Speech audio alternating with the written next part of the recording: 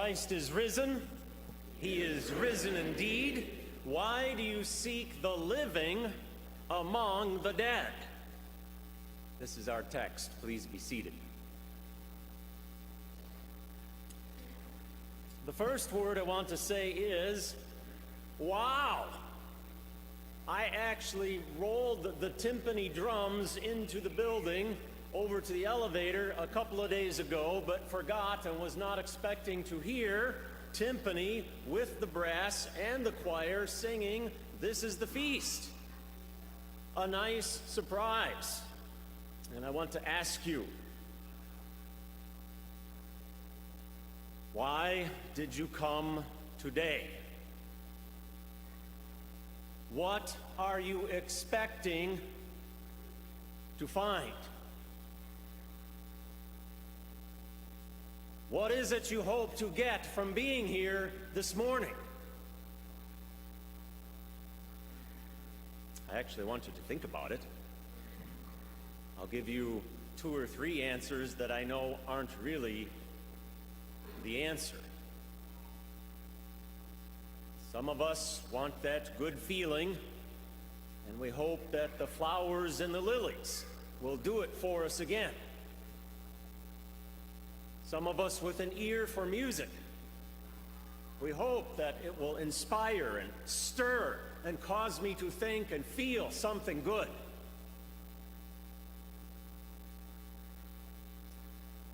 Most of us have that machine in our pocket. We look for things on it, touch it a few times. It's amazing what it will give to you. Luke tells us what the women found and what they did not find. The machine in the pocket doesn't really find what we're looking for. I'll throw in one more, or really 3 more, that do the same thing. Hunting, golfing, fishing. What do they have in common? My wife is thinking, well, that's easy, Tim. They all cost money. No, that's not it.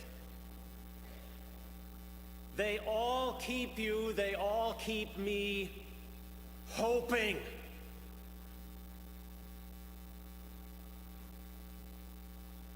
But we're here because we are looking for something more. Those women went to the tomb. They knew what they were going to find, except they didn't find it. They went there to find a dead body. They rested on the Sabbath yesterday. They were looking at things still from the old way of seeing things. They expected to see not a marvelous new thing, the same old thing. They've been through it many times, and so have you. Dead body. And this was different and more painful because this dead body of the one they called Jesus is the one who was different. One of those women was filled with sin above and beyond the normal sin, if you get my drift. And she thought Jesus took it away. One of the women filled with sickness had been healed. And the one who brought life to her lie dead. And you come because you want something more. You hope that this day and that man named Jesus can give it. Because inside of our homes and our hearts are things that are not right. We hunt and we fish and we golf and we shop and we go and we do and we plan, and it's all fine, but it doesn't really work.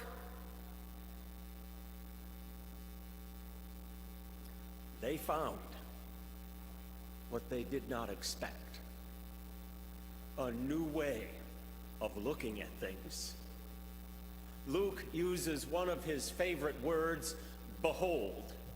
He uses it, I think, 26 or 29 times in his gospel. Maybe that's combined with the book of Acts, I can't remember. And every time he says, behold, he is telling us something important is about to happen. Behold, the women met two men in dazzling white. And that same phrase, behold, two men, Luke used a few chapters earlier when the two men were Moses and Elijah on the top of the Mount of Transfiguration, and they beheld Jesus in his resurrected glory. And Luke is saying, in one more way, it is a new thing. The resurrection of the dead. If you think Moses and Elijah are alive, can it be any less for the Son of God?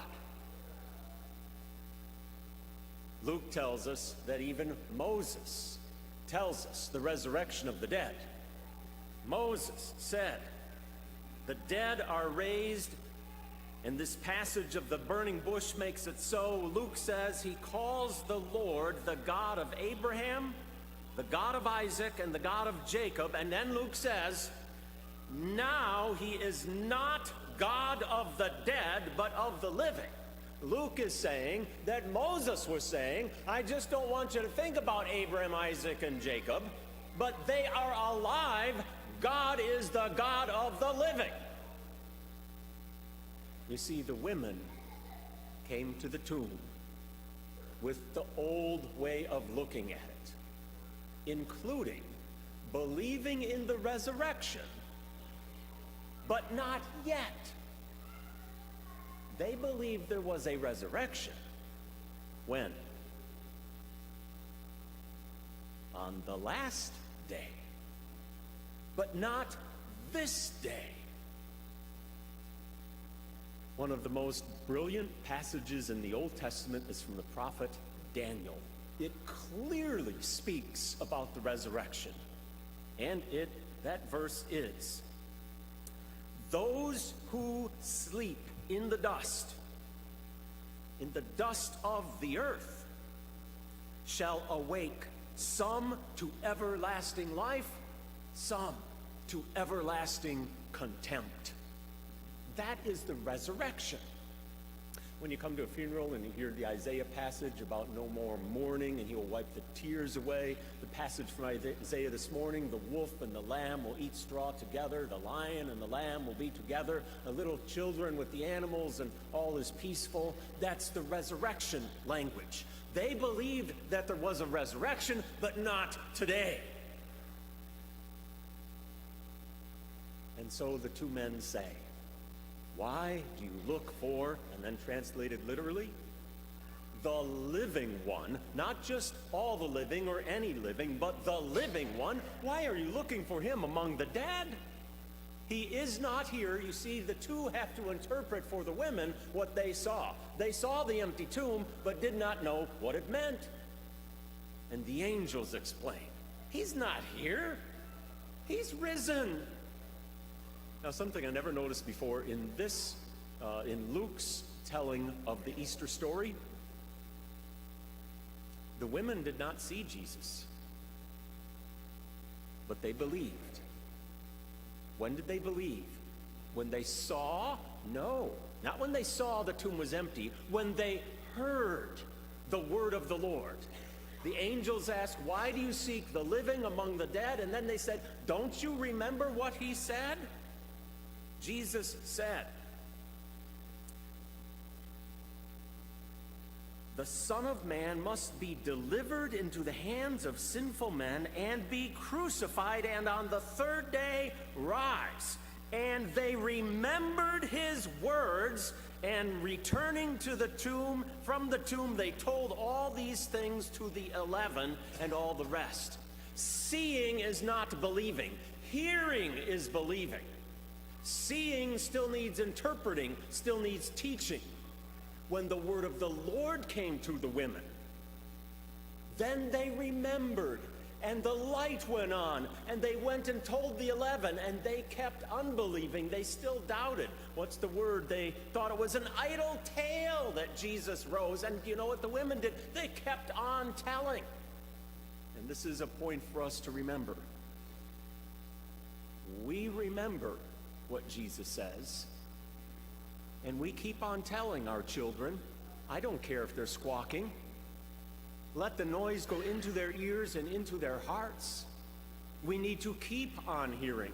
The drumming outside of this place is constant, and it beats us down, and it causes us to forget, and it makes us think that what happened on Easter isn't really real. That is the new thing. The old thing out there says, I hope I can get something out. We look for things in the old way. It's not there.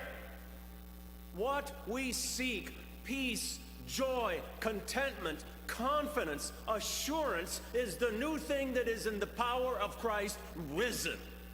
Even though the joy that we ultimately hope for, and it's a sure hope, comes when he returns. I have two different little stories for you. One is about myself, so forgive me. Nobody likes to talk about himself or herself, but some of you know that most recently we had a little disturbance, a little vandalism in our cemetery. And there were 2 TV stations with cameras at the cemetery. And so the office people told me, and our gals, and Pastor, you should go up there. So I'm thinking, I don't want to be on the camera. But I thought, you know, this is a real opportunity, at least for whoever's watching the 10 o'clock news, to say something that is significant and true. So they said, Pastor Shoup, what do you think about this? Now, if I had really been on my game, I would have said, bring that camera and come over here. And I would have found one of the tombstones with somebody's family that I knew, or maybe one of our children buried there, where the gravesite had been disturbed. And I would have said, I think the parents of this little boy, this is kind of hurtful. With the microphone, I said, yes, it's disturbing that they do this and disturb the grave sites. But a broken vase and spilled flowers does not disturb the message of Easter. This is Holy Week. Christ dies for us on Friday. Easter Sunday, he rose from the dead. And they left that in. The Easter message. So I get to school the next morning, and the 8th graders, a couple of them say, Pastor, we saw you on the news. And I said, you know, that technology is so amazing, I couldn't believe it. They said, what do you mean? And I said, well, I saw it too, and they dubbed in the face of some old guy and used my voice.